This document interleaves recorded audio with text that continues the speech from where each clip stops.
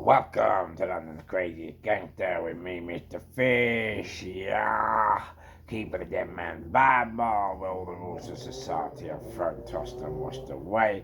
Feel the vibe and come alive. Feel the vibe and stay alive. Itchy, touch it, itchy, touch it, mix it, scratch it. Do me a favor, please don't leave it. Touch it this and touch it that, but always remember the fish on the bag. Reach it. Okay, so here we go now. You know, I've been doing these segments where I just talk at the beginning of the show and walk off and let the boombox do the rest. So this was going back to 2006, and I was talking about the ever-changing times then. This is more of a comedy. It's I used to do stand-up comedy, and I made this script up myself. So you know what? If it bored you down, you need a laugh, ladies and gentlemen. Here we go. Enjoy the show.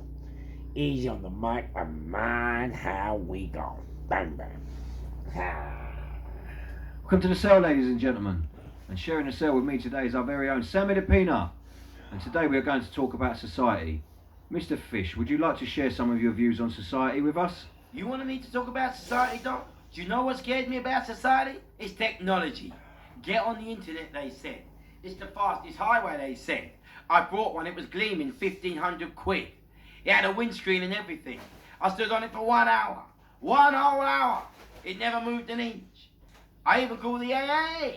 He was there for an hour trying to work out why I called him. He said, "You don't need me, mate. You need computer, sir."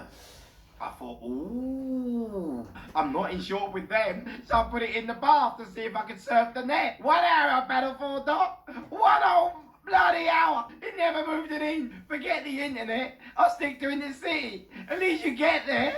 I must say, Sammy, you really are in trouble, aren't you? Trouble?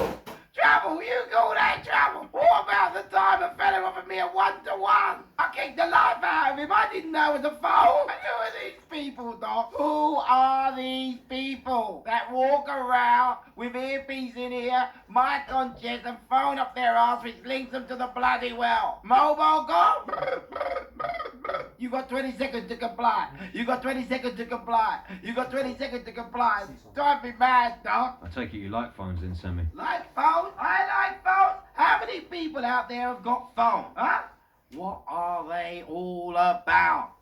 Someone told me it's about communication. Someone else told me it's about happiness. Here, Doc, let me tell you something now. Here's happiness. You buy her one and she don't stop nagging you. What are you doing? Where are you going? You buy him one and he don't stop wanting her. Where are you? How long are you gonna be? And you buy your kids one and they don't stop destroying you. Borrow us a tenner, Dad. I need some credit. You buy your friends one and they don't stop killing you. You couldn't do me a favor, could you, mate? 6 months down the line, she's texting you instead of sexing you. Don't come back. He's ringing her instead of pleasing her, I'm sorry. And your kids are now killing you instead of destroying you. Borrowers have scored that. And your friends are now your enemies. Don't ring us, we'll ring you. And you want to talk about phones. And you talk about being happy. You can't take it out in the street no more in case you get mugged. You can't take it out in the pub no more in case it gets nicked. You can't take it out in the club no more in case it gets robbed. And you can't take it out in school no more in case it gets lost. And you can't leave it at home no more in case your partner finds you have another's number on it. And you only bought it to be happy. Happy. Well, next time you want to make someone happy, Doc, don't buy a phone, buy a gun. It's quicker. Someone in prison told me you had a phone up your arse, Sammy. Well, I did once, Doc, but I kept talking shit. You really are having a bad time, Sammy. What about cars? Have you ever had any joy with cars? Cars? You're asking me about cars? Well, if it's not too much to ask, Sammy. How many of you listeners out there have got cars? First of all, you see it, then you buy it, then you tax it, then you insure it, then you MOD it. But can you bloody park it? And even if you can, you can guarantee there's always one there in there. Traffic wardens are bloody hate them. Which government? You know, the keepers of love, happiness and peace would employ a 6'7", non-English speaking Nigerian of Irish descent because they're eight as well. Dress them up in war regalia and issue them with a zap gun that fires parking tickets at you. They're off their nut. 1 minute late, you know. 1 minute. And they're there and they like bats out of hell. And you're like that that, ain't ya? Hang on, mate, I'm just going. And they're like that, ain't they? Too late. I've already punched the ticket. And you're like that, ain't ya? I'll punch you in a minute. And then they always say it, and they always say it. Shut your face when you are talking to me. Ah, do you think I haven't been a boy before? I have been driving in this country for 10 years. I live in here for 2. Don't tell me how to drive. And then if that's not enough already, the government, you know, the holders of love, peace and happiness, as if they're not killing us enough already, then they decide to bring out the congestion charge. Congestion! I can just about afford breakfast, let alone 3 meals a day. How am I gonna get congested? Doc, I get scared, Doc. Doc, I get so scared. I'm just scared, man. I can't see where you're coming from though, Sam. I'm happy you can see where I'm coming from, because I can't. I got wheel cloud last week. Have you had one, Doc? If you can't pay in 14 days, they're double it. If you can't pay in 28 days, they're treble it. And if you can't afford to pay after that because you can't afford to sell the telly, the fridge, the washing machine, the hi-fi, the DVD player, and the bloody key, they're crushing. And that's just because you brought it. I'd hate to see what they do if you nicked it.